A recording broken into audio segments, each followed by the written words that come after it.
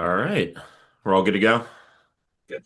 All right, sweet. So it should be pretty straightforward, just more, again, really nothing too long form or anything, really just trying to get a sense of the club, kind of showcase the club and everything like that. All right, here we go. Cool. Hey guys, and welcome back to the Grassroots Pod. Today in episode 8, I've got some very special guests from Smugtown FC.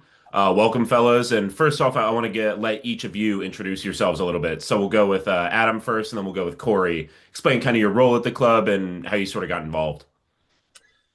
Okay, yeah. So right now, my only role is the founder. So I started the club about 5 or 6 years ago, just kind of as a rec thing, and it kind of grew into this more grassroots thing.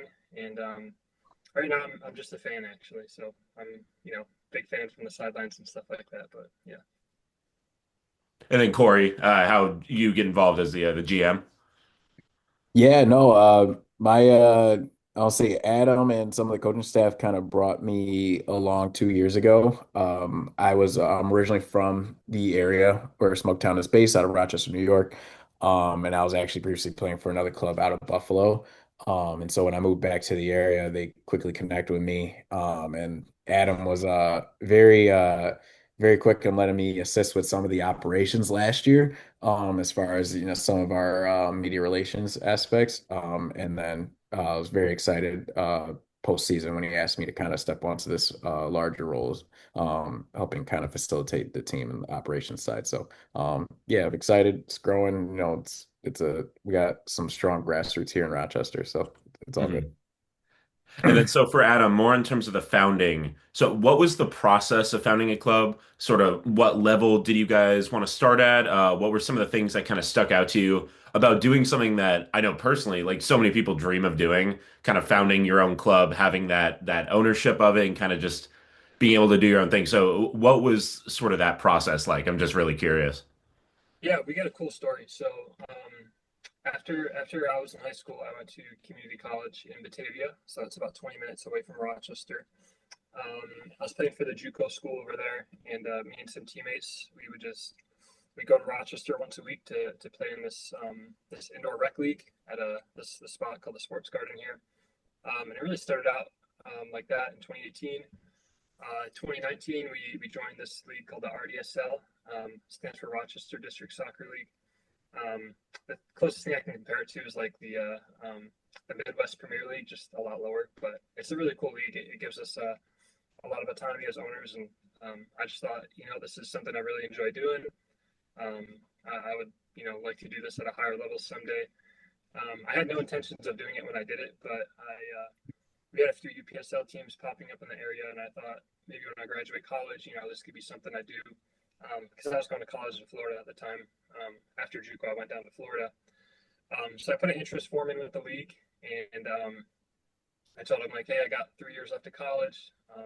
Plan on moving back to Rochester after. Would love to start a club when I get back. Um, and they called me on trying to egg me to get sooner, and I said no. And they called me again and told me that there's a UPSL Division One team that dropped out that year, and if we put our application in, we get accepted. So I was pretty excited about that. I was really nervous, but I told him to give me some time to think about it. Made some phone calls, got connected with some good people in the area, and everyone was really on board to jump in and do it. And it was a quick turnaround because we decided late spring we were going to do it, and we were starting. Or decided late fall we were going to do it, and then in that spring we got going quick. Um, but yeah, I always like joke around with the guys that we're kind of held together by duct tape type of team. with me as the owner at the time, a college student, we didn't really have any money, so it was really just bare bones and what we needed to do to get it off the ground. And it was a cool platform for people that love the game. So it wasn't a professional thing. We tried to act as professional as we could with the resources we had, but it was mostly just people that enjoy the game and a place for people to enjoy it at a higher level. So that's the long story of how it got started.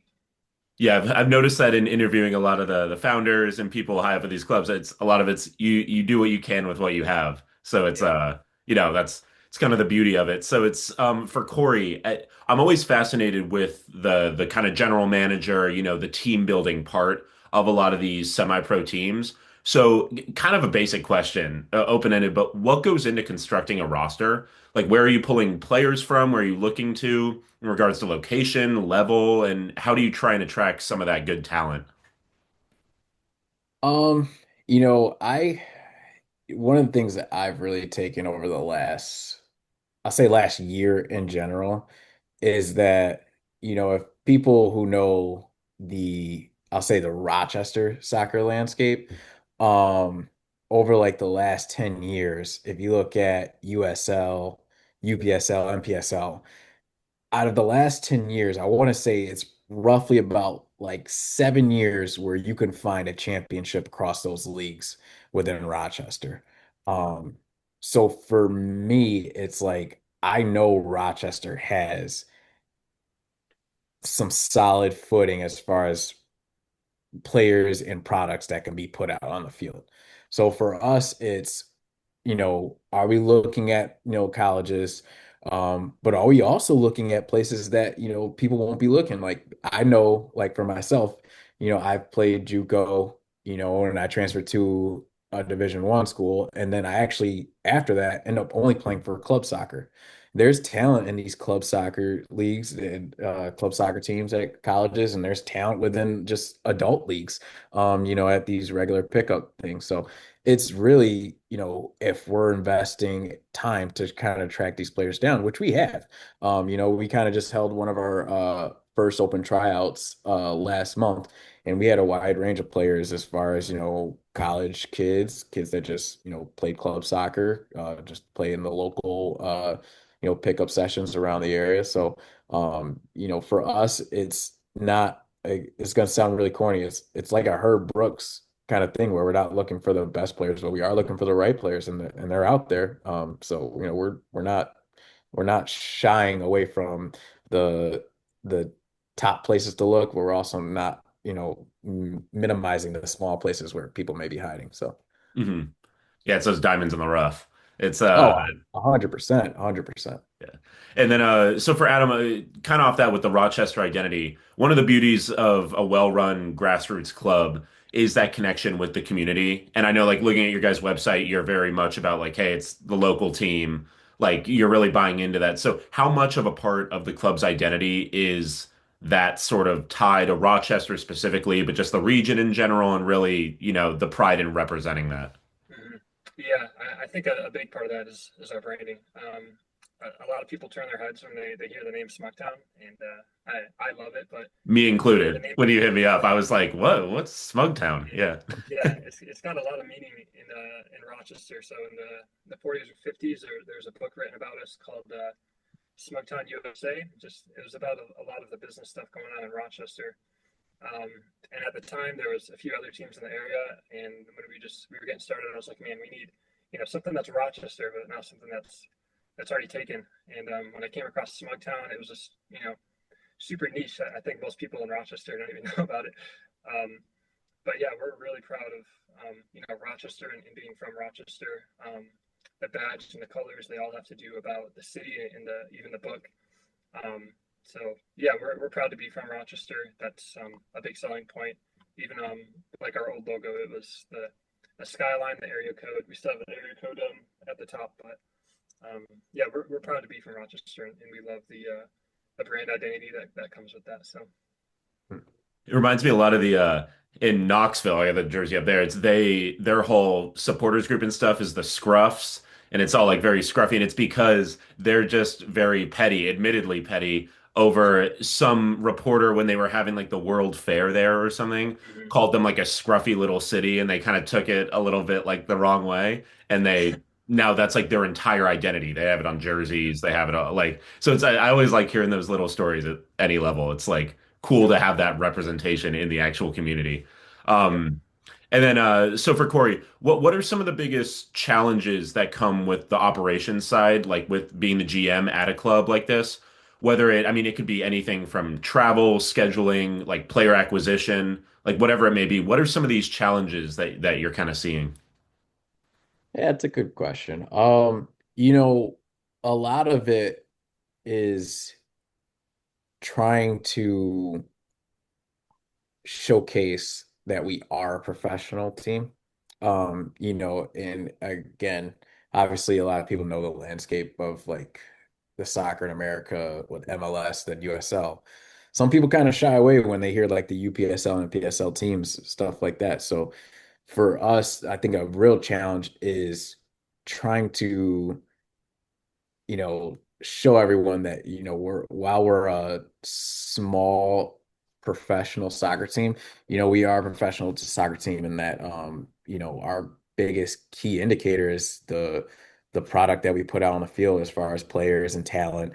And a big thing is, creating an atmosphere when people come to the games. I'll say 2 years ago, we were playing, at a local school and we had a solid fan base coming out to the games. And even before that, I want to say before I even was at the team, I remember coming to the games and we had played at a local college, and it's really trying to get everyone to understand that just because you're not in a big stadium doesn't mean that there isn't some exciting intensity and energy that's on the field right in front of you.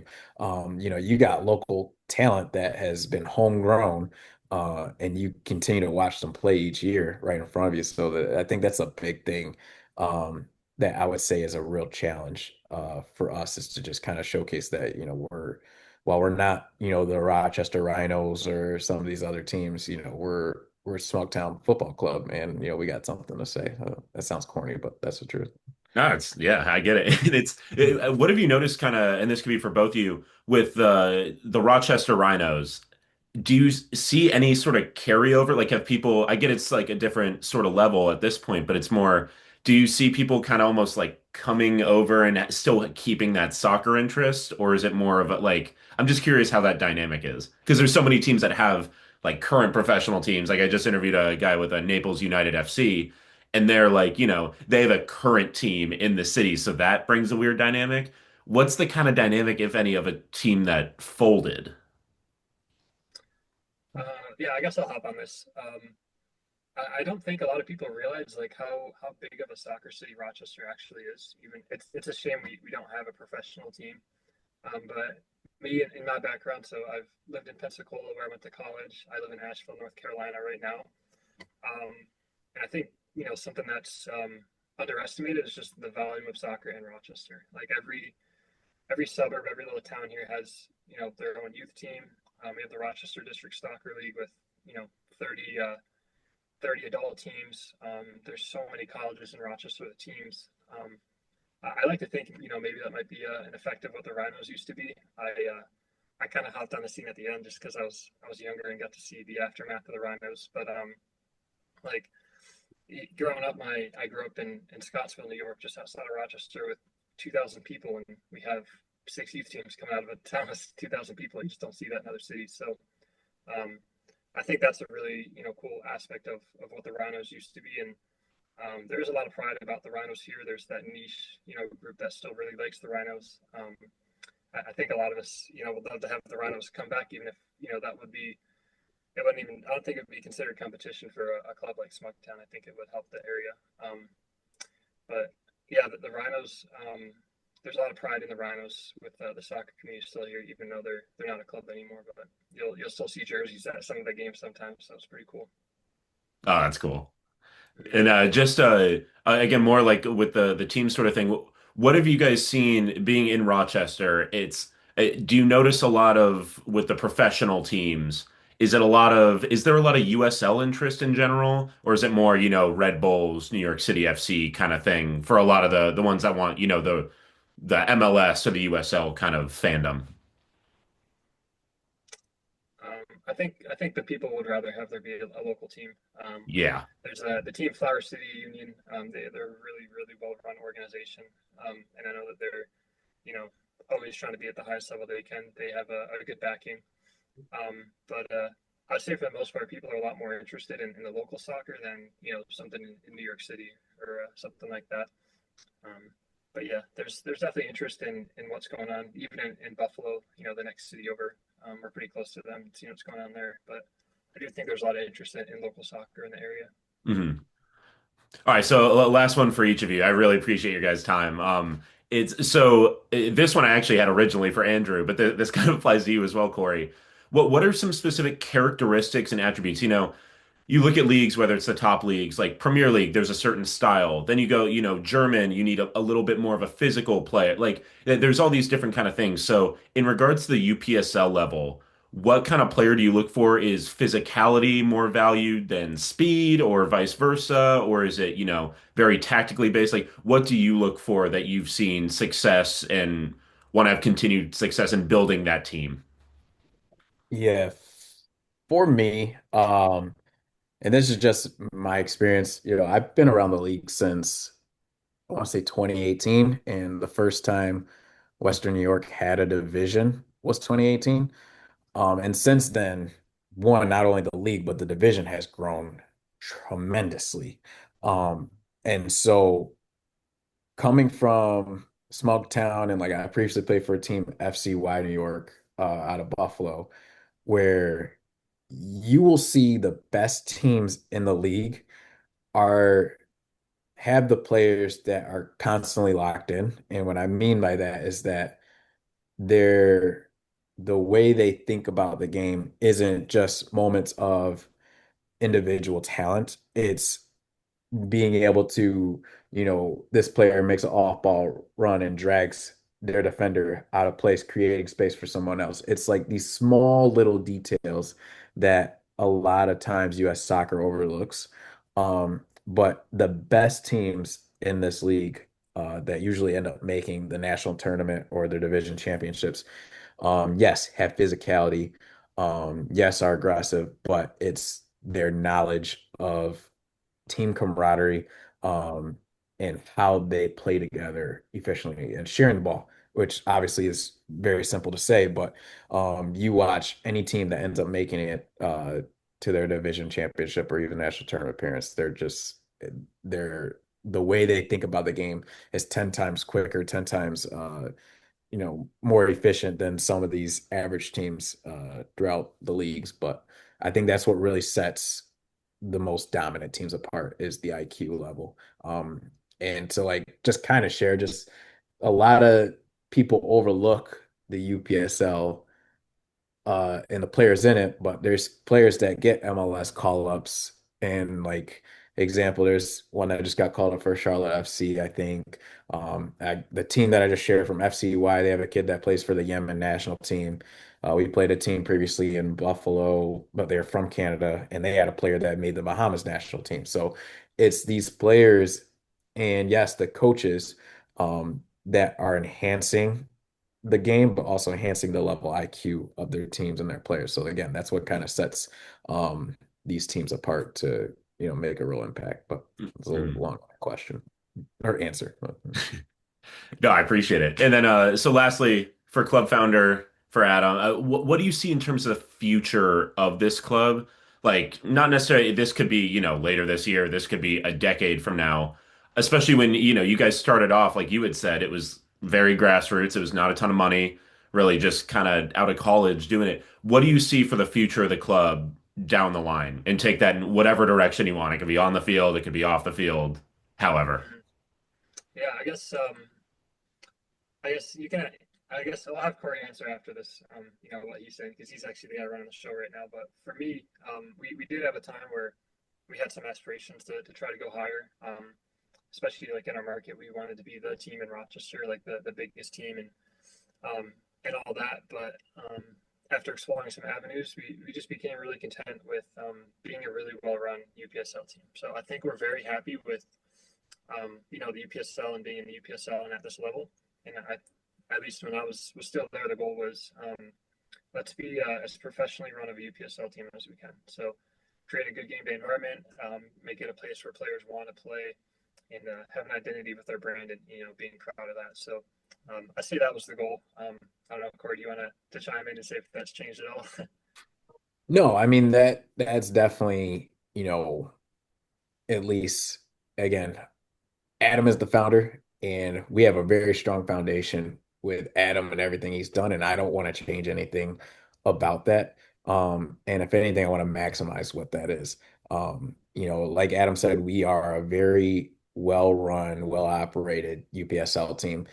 And just with the Rochester landscape and having MPSL, some major arena soccer league teams, um, it's not that it's crowded, but there's a big footprint here for soccer in Rochester. So some of it is kind of tied to being cooperative amongst teams, but just understanding where we're at. We're not a USL MLS team, but that doesn't mean that we can't strive to be in our operations and everything that we do as far as putting a good solid product out in the field, and that's the main goal. So um, I hope that kind of answers the question. But yeah, we're not trying to be anything that we're not. We'll be what we can be, and maximize what that is. And that's refreshing to hear like that honesty because I feel like there's so many times, it's the big shiny object, which is US, even sometimes USL League Two, and it's, then you're paying tens of thousands for a couple months season. And it's like, the big flashy toy can kind of distract from, being a well-run club. Like, I, I mean, get that. I mean, who wouldn't want to be up there in totally, those leagues, But obviously, I think. And maybe this is just a business side. You got to understand where you're at. You got to understand your market. And it's not saying that you won't be there or can't be there. It's just, you got to lay a foundation where you're at right now. And, from there, you got to build. So, totally. Brick by brick. Yeah. yeah. Well, Yeah. well, thank you guys so much for hopping on and sharing Smugtown FC's story. So be sure to check out. I'll post all the links if you want to keep it or just follow along or stay up to date with what they're doing into the future. But thank you guys so much. I really appreciate it. And I look forward to hopefully getting out to a match next time I'm up in the Northeast. So thank you. All No, right. no Thanks, problem, guys. Kyle. Appreciate it. All right, I appreciate you guys. Thank you.